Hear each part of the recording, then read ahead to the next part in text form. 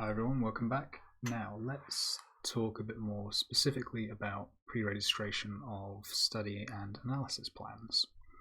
The broad question being why. So firstly, what is pre-registration?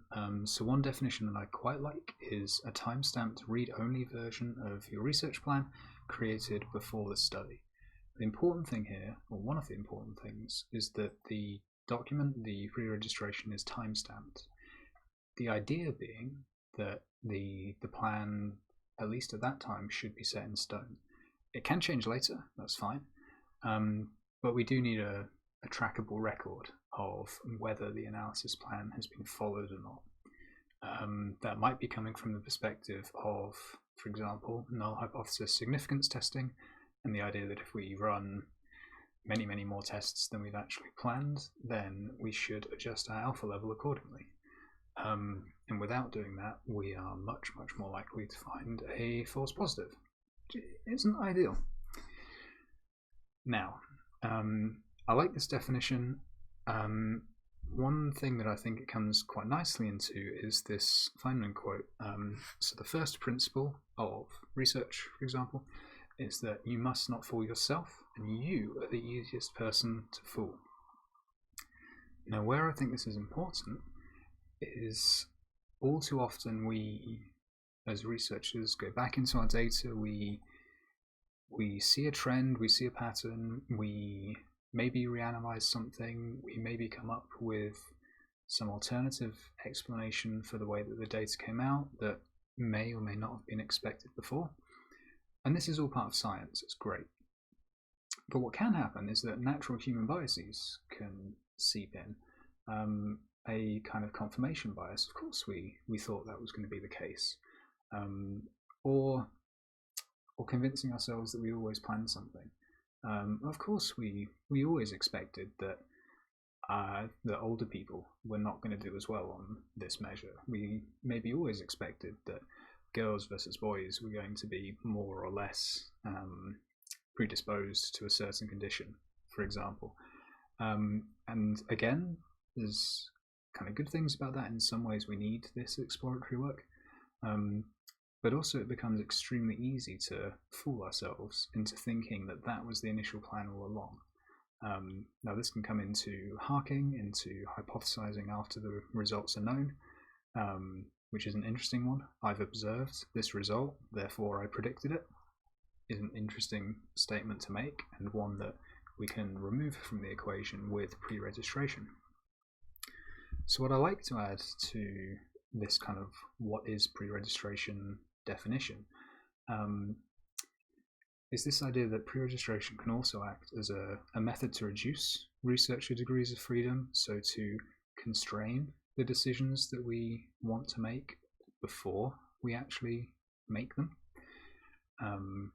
ultimately trying to help us or help prevent us from fooling ourselves, with the added benefit that there's transparency to the process. Again, a time-stamped read-only document that says when you've predicted something, when you've planned an analysis, makes it trackable if that analysis plan has or hasn't been followed, or if it's changed. And there can be many valid reasons for changing a pre-registration, a analysis plan, a sampling plan, many aspects of a study, but being transparent about it is the difference between tracking and doing our science robustly, rigorously, versus our readers, our consumers of that research, really having no idea what happened in that process.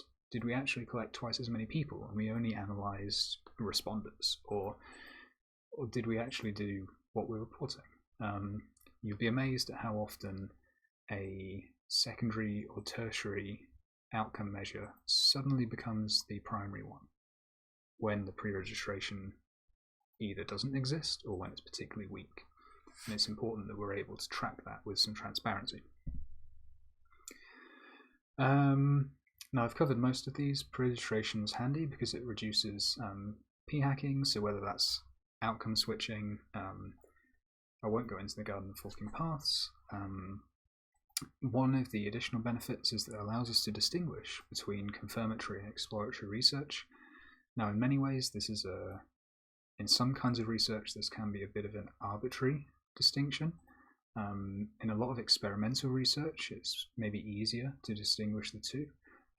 So, for example, in my research, I might have a strong prediction that a score on a affective cognitive task will correlate positively with depression and anxiety, for example. It's not a particularly specific prediction. Again, it's a correlation above zero. It's not massively great, but it's still something.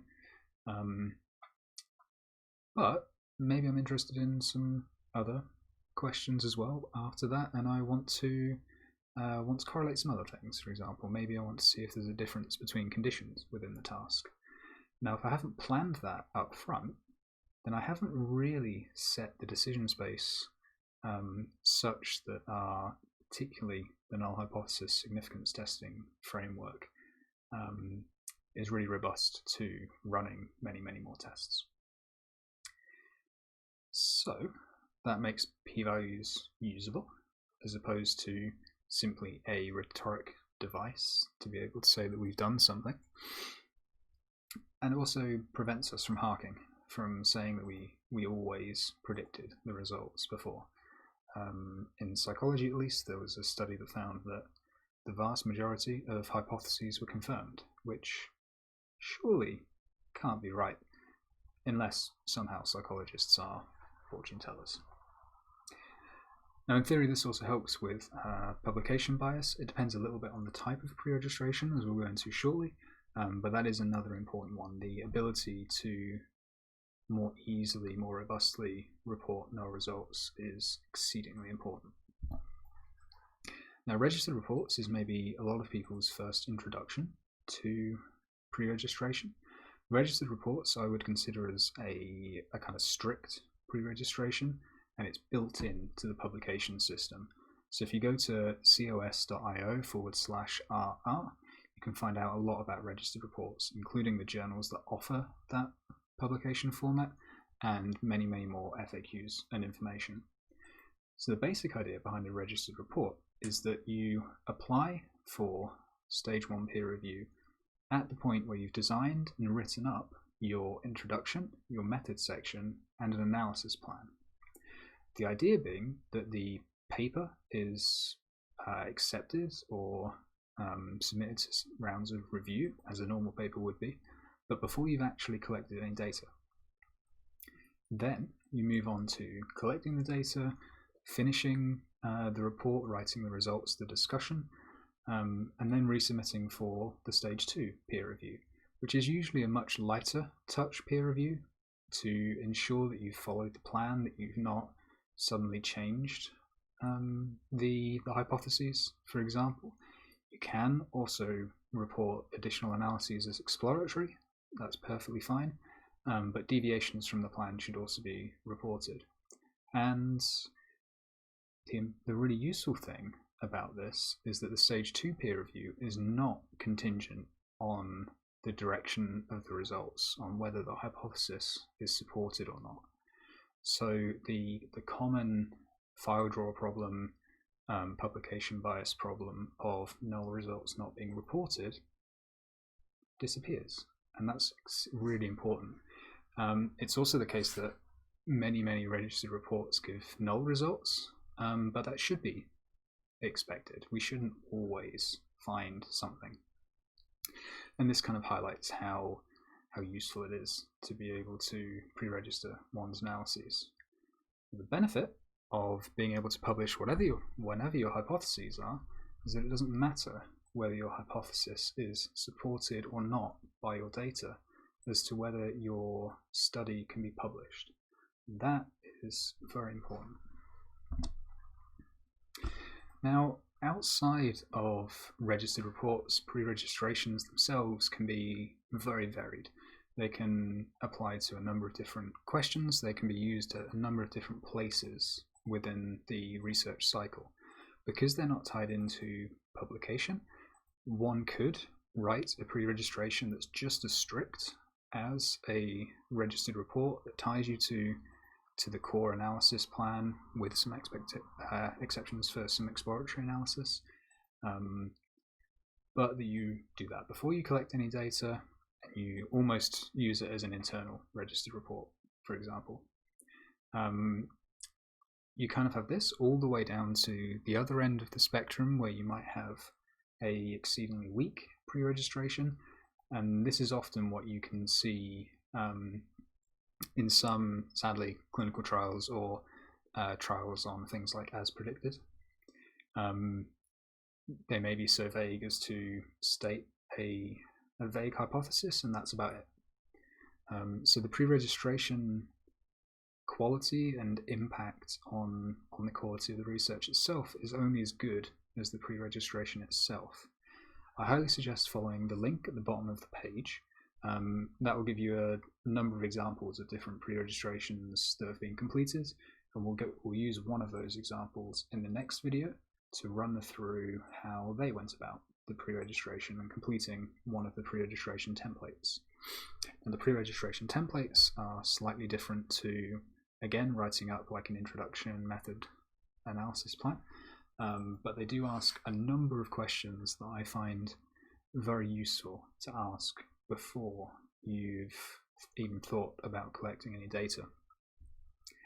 Pre-registrations can apply at many stages in the cycle of data. There are pre-registration templates for secondary data analysis, pre-registration templates for qualitative data analysis.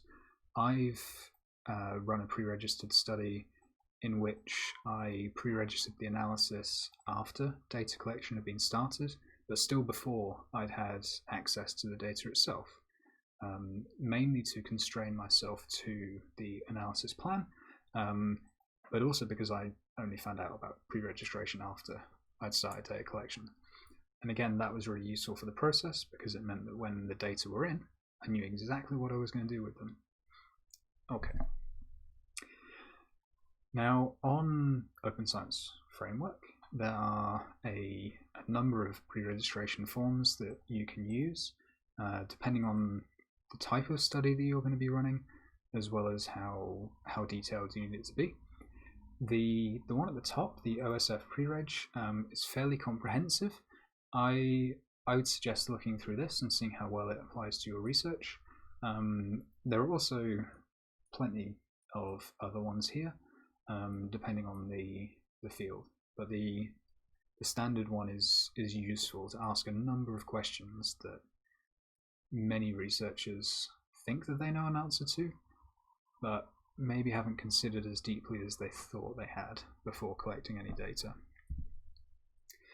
There are also some other pre-registration forms, for example, for qualitative research, for secondary data collection. There's one here for fMRI research. There's a experience sampling method pre-registration template somewhere as well. Now again, the benefits of pre-registration are to reduce the researcher degrees of freedom to try and eliminate some of the biases that can creep in through natural kind of human biases. And it's useful to think of pre-registration as a potentially very flexible tool that you can apply to circumstances, even if it hasn't been set up in the current templates.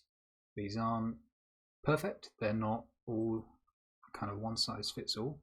If you have a particular need within communications research, it may be worth thinking of the specific rationale for pre-registration and adapting the sorts of questions that you feel need answered accordingly. So two related questions are when and what.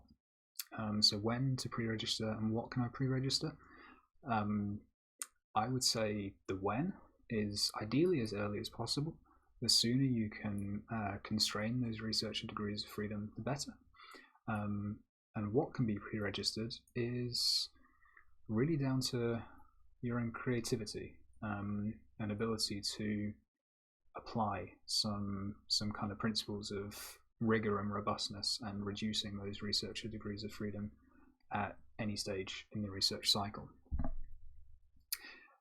Now in the next video, we will run through a pre-registration form that's already been completed, just to give you an idea about how you might go about completing one yourself to answer, or to begin to answer, the question of how can I pre-register my research.